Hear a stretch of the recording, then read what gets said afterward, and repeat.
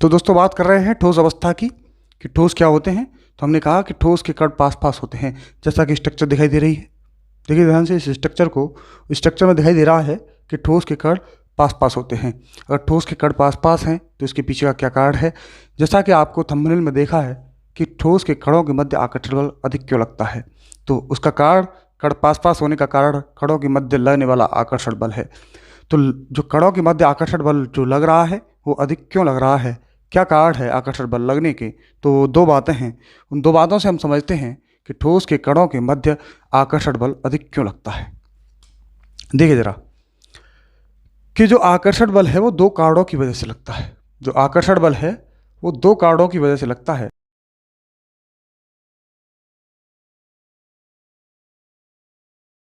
तो आकर्षण बल लगने के दो कारण होते हैं, एक आवेश और एक द्रव्यमान। तो आवेश के बारे में तो कूलाम ने बता दिया। कूलाम ने क्या कहा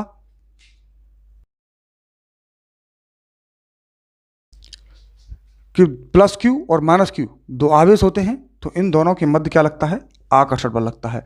प्लस क्यू और माइनस क्यू आवेश के मध्य क्या लगता है, आकर्षण बल लगता है।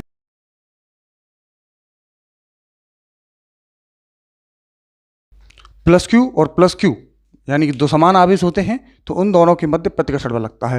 मैंने कहा अगर दो विपरीत आवेश हैं तो उन दोनों के मध्य आकर्षण बल लगता है और दो समान आवेशों के मध्य प्रतिकर्षण बल लगता है। तो इस तरह से आवेश के बारे में तो कूलाम ने कह दिया कि आवेशों में आकर्षण बल भी लगता है और प्रतिकर्षण बल भी लगता है। अगर ये दो कण हैं, अगर ये एक दूसरे को आकर्षित कर रहे हैं, अगर ये दोनों कण एक दूसरे को आकर्षित कर रहे हैं तो क्या इनके कणों के मध्य आकर्षण बल जो है वो दोनों के आवेश की वजह से है। क्या दोनों पर, एक पर प्लस और एक पर माइनस आवेश है, तो क्या जरूरी है। तो दोस्तों आप सोच रहे होंगे हाँ बिल्कुल, कूलाम ने कहा है कि प्लस क्यू और माइनस क्यू आवेश है आकर्षण करेगा, तो इसका मतलब यहाँ जो आकर्षण कर रहे हैं इसका मतलब एक पे प्लस होगा और एक पे माइनस होगा। तो प्लस और माइनस आवेश आकर्षण तो करते हैं दोस्तों, लेकिन द्रव्यमान की वजह से भी आकर्षण होता है।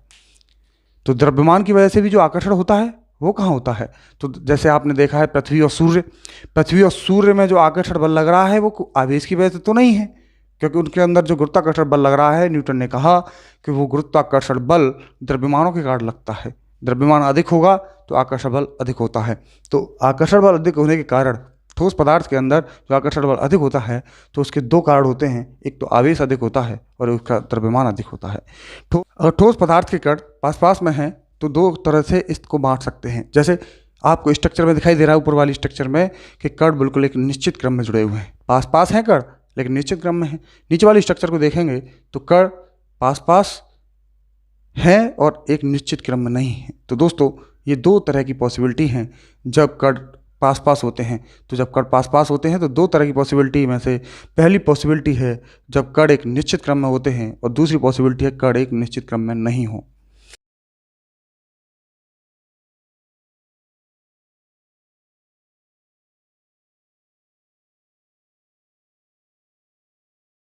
जब एक कण निश्चित क्रम में है तो इस तरह के ठोस को हम क्या कहेंगे, क्रिस्टलीय ठोस, और जब कण एक निश्चित क्रम में नहीं है तो इस तरह के ठोस को हम क्या कहते हैं, अक्रिस्टलीय ठोस। इसको एक बेस्ट एग्जांपल से, एक प्रैक्टिकल एग्जांपल से समझ सकते हैं।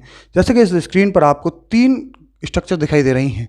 तीन स्ट्रक्चर कौन कौन सी हैं, जैसे ये आपके सामने है गैलेना की स्ट्रक्चर है, ये आपके सामने क्वार्ट्ज की स्ट्रक्चर है, और ये जो नीचे स्ट्रक्चर बना रखी है वो आपकी स्ट्रक्चर है आयरन पायराइट की। तो आप देखिए इन तीनों स्ट्रक्चर्स को ध्यान से, तो इन तीनों स्ट्रक्चर्स में एक बात खास लगेगी आपको। इन तीनों स्ट्रक्चर्स में एक बात खास क्या है कि जहाँ से इसके कट हैं वो बिल्कुल एक 90 डिग्री पे है। जहाँ पर ये जो कट हैं वो क्या हैं, बिल्कुल 90 डिग्री पे हैं। तो इस तरह से हम कह सकते हैं कि जो क्रिस्टलीय ठोस होते हैं उनकी ज्यामिति बिल्कुल फिक्स होती है। इस तरह से हम कह सकते हैं कि क्रिस्टलीय ठोसों की ज्यामिति क्या है, फिक्स है। तो हमने देखा है कि तीनों एग्जाम्पल क्रिस्टलीय ठोस के हैं। तो तीनों एग्जाम्पल से हमें पता चला कि क्रिस्टलीय ठोस में जो कण हैं, जो उसके जो कट होते हैं वो कट बिल्कुल एक दूसरे से 90 डिग्री पे होते हैं। अब जरा क्रिस्टलीय ठोस का एक एग्जांपल देखिए, जरा आपके सामने है ग्रेनाइट का टुकड़ा। अगर ग्रेनाइट के बारे में आप देखेंगे तो ये एक क्रिस्टलीय ठोस है। तो ग्रेनाइट के कट को देखिए जरा ध्यान से, तो यहाँ जो कट देखो, ये जो कट लग रहे हैं बिल्कुल एक तिरछे टाइप के लग रहे हैं। देखो ध्यान से, जो कट हैं वो बिल्कुल एक तिरछे टाइप में है, कहीं 90 अंश के हैं और कहीं नहीं भी हैं। इसका मतलब एक इसकी रेगुलर पैटर्न नहीं है, इसकी एक फिक्स ज्यामिति नहीं है। फिक्स ज्यामिति नहीं है तो इस तरह ठोस को क्या कहेंगे? अक्रिस्टल ठोस। जैसे हमने अभी देखा है कि एक एग्जाम्पल आपके सामने था क्वार्ट्ज। तो क्वार्ट्ज के बारे में देखें, जैसे गैलेना होता है तो गैलेना के फॉर्मूला क्या होता है? PbS। आयरन पायराइड जो नीचे लिख रखा है उसका फॉर्मूला है FeS2। तो ये जो क्वार्ट्ज था इसका क्या एग्जाम्पल है, इसका क्या सूत्र है? तो इसका सूत्र है SiO2। लेकिन SiO2 की एक खास विशेषता है। वो खास विशेषता क्या है SiO2 के अंदर? कि अगर इसके कण एक निश्चित क्रम में, अगर SiO2 के कण एक निश्चित क्रम में होते हैं तो ये क्रिस्टलीय ठोस होता है। तो ये क्या होता है? क्रिस्टलीय ठोस। और इस क्रिस्टलीय ठोस का नाम क्वार्ट्ज दिया जाता है। इस क्रिस्टलीय ठोस का नाम क्या दिया जाता है? क्वार्ट्ज दिया जाता है। और अगर कण इसके निश्चित क्रम में ना हो और अक्रिस्टलीय ठोस हो तो इसे कांच भी कहते हैं। तो SiO2 दो रूपों में पाया जाता है। तो SiO2 कितने रूप में पाया जाता है? दो रूपों में। वो पहला रूप क्या है? क्वार्ट्ज का। क्वार्ट्ज क्या है? क्रिस्टलीय ठोस है। और कांच क्या है? अक्रिस्टलीय ठोस है। इस तरह से हम और गुण अगर इनकी विवेचना करें और गुणों के बारे में बात करें कि क्रिस्टलीय और अक्रिस्टलीय ठोस में क्या अंतर है, तो आपको अंतर दिखाई दे रहे होंगे कि इनके कण एक निश्चित क्रम में हैं क्रिस्टलीय ठोसों के, और अक्रिस्टलीय ठोसों के कण एक निश्चित क्रम में नहीं होते हैं। इनके पास इनकी फिक्स ज्यामिति है, अक्रिस्टलीय ठोसों की फिक्स ज्यामिति नहीं है। तो क्रिस्टलीय ठोस की एक फिक्स ज्यामिति है, अक्रिस्टलीय ठोस की एक फिक्स ज्यामिति नहीं है। और इसके साथ ही हम कह सकते हैं कि क्रिस्टलीय ठोस को जब काटते हैं तो एक निश्चित दिशा में करते हैं, बिल्कुल एक प्लेन शीट बनती है जब करते हैं, और अक्रिस्टलीय ठोसों में एक प्लेन शीट नहीं बनती है।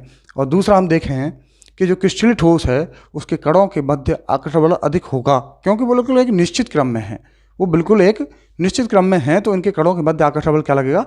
अधिक लगेगा। अगर आकर्षण बल अधिक लगता है तो इसके गलनांक अधिक होते हैं, यानी पिघलेगा वो देर में। क्रिस्टलीय ठोस देर में पिघलते हैं और अक्रिस्टलीय ठोस आसानी से पिघल जाते हैं। तो इसलिए हम कहते हैं कि क्रिस्टलीय ठोसों के गलनांक अधिक होते हैं दोस्तों, और अक्रिस्टलीय ठोसों के गलनांक दोस्तों कम होते हैं। इस तरह से और अगर हम देखें, एक इफेक्ट जो जरूरी है, सबसे ज़्यादा जरूरी गुण है कि समदैशिक तथा विषमदैशिक प्रभाव। तो एक सबसे इंपॉर्टेंट बात है कि समदैशिक गुण और विषमदैशिक गुण। तो समदैशिक गुण क्या हैं? तो समदैशिक गुणों का मतलब है कि अगर किसी भी एक दिशा में जाएं, अगर उस दिशा में जाने पर सभी गुण समान हैं, एक जैसा दिख रहा है सभी दिशाओं में जाने पर, तो इस तरह के गुण को हम क्या कहते हैं? समदैशिक गुण कहते हैं। और सभी दिशाओं में जाने पर अगर वो अलग अलग दिख रहा है तो उस तरह के गुण को हम क्या कहते हैं? विषमदैशिक। जैसे कि स्ट्रक्चर देखिए, इसको ध्यान से देखिए, एक डायगोनल टाइप में जा रहे हैं, विकट टाइप में जा रहे हैं, तो इसमें एक पॉजिटिव टाइप का अरेंजमेंट दिखाई दे रहा है। और एक सीधी डायमेंशन में जा रहे हैं, सीधी दिशा में जा रहे हैं ऐसे, तो पॉजिटिव भी दिख रहा है और नेगेटिव भी दिख रहा है। देखो ध्यान से, पॉजिटिव भी दिख रहा है इस तरह से, और इस तरह से डायगोनल पे जाने पर ये पॉजिटिव और नेगेटिव दोनों दिखाई दे रहे हैं। जब दोनों दिखाई दे रहे हैं तो इसका मतलब सभी दिशाओं में जाने पर समान गुण नहीं दिख रहे हैं। विकट की दिशा में जाने पर कुछ और गुण है और सीधे गुण जाने पर कुछ और गुण हैं। इसका मतलब ये है कि जो विषमदैशिक प्रकृति का नेचर है इसका मतलब क्रिस्टलीय ठोस जो होते हैं वो विषमदैशिक प्रकृति के होते हैं, और जो अक्रिस्टलीय ठोस हैं वो समदैशिक प्रकृति के होते हैं, क्योंकि उनके कण एक निश्चित क्रम में नहीं है। तो किसी भी दिशा में जाएंगे तो हर तरह का ही कण मिल जाएगा, लेकिन क्रिस्टलीय ठोस में किसी भी दिशा में जाने पर हर तरह का कण नहीं मिल रहा है, यानी कि सभी गुण एक जैसे नहीं हो सकते हैं। इसलिए क्रिस्टलीय ठोस की प्रकृति कैसी होती है? विषमदैशिक होती है। इस तरह से नेक्स्ट क्लास के अंदर बात करेंगे कि ठोस पदार्थ की अवस्था है, इस अवस्था को क्यों पढ़ा जाता है, इसके बारे में बहुत कुछ लिखा है इस किताब के अंदर।